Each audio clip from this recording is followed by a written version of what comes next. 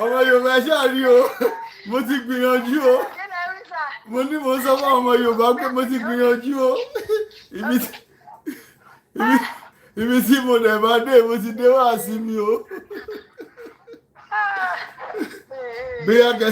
bí akẹ́ lọ dúró di ọ̀la nìyẹn o kejì là ń kọ́ yóò fi kí lórí ọ̀la. ẹ lọ dúró di lọ́la nìyẹn kẹ́ tún máa ṣe rìsáàtì yín. Okay, sir. Ẹ ṣé gan mọ́ mi wá, God bless you ma. Yes sir. Yes sir. Yorùbá pátá là ń bẹ lẹ́yìn fún yìí torí tá a bá fẹ́ jù dandan ní orí ó ràn wó adélé ń ṣiṣẹ́ wọn lákọ̀tún o ẹ ò ní ṣe níṣòro ìran Yorùbá àdúgbò.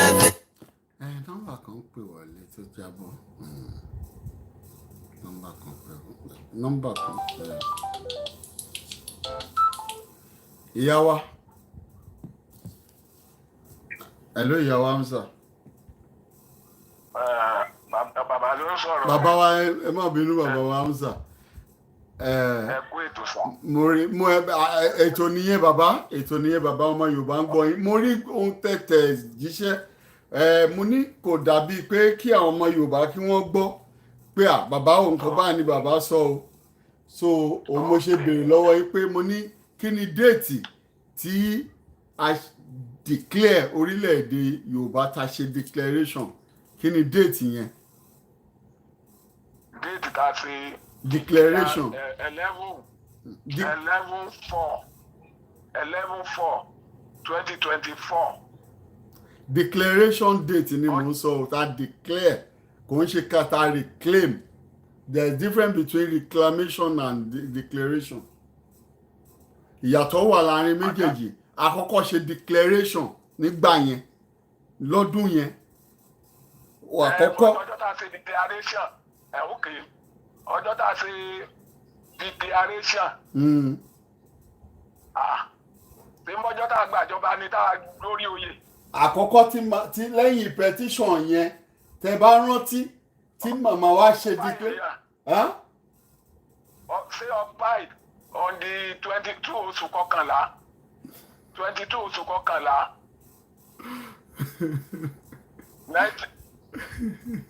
On the 22 oṣù kọkànlá 2022. Òun la ṣe kíní náà la ṣe occupied. Ṣé bá rí i pé ẹni tó kọrin tá à ń gbọ́ ó sì sọ nínú orin ẹ̀ yìí ó sọ nínú orin yìí bàbá ó sọ o. Ẹ gbọ́dọ̀ tèmi nígbà tá a gba òmìnira yìí gangan ó ní on the 4. Ó ti dé padà.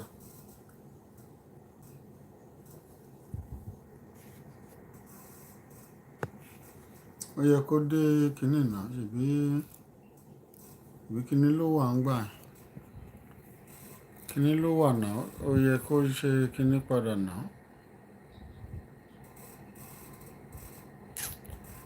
Ẹ má bínú kínní tó lọ ṣe játijàti.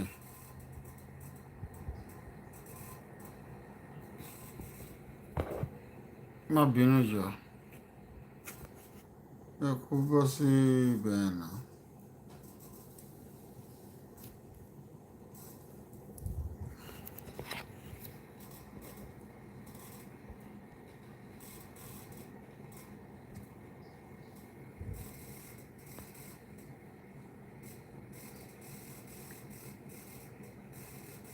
Wà ní kíní ni.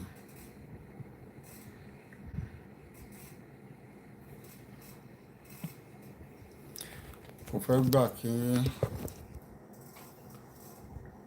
abẹ́rẹ́ báyìí náà ni ó ṣe wà nílé ó dẹ̀ kò dẹ̀ gbà kó lọ. Orientation is lock.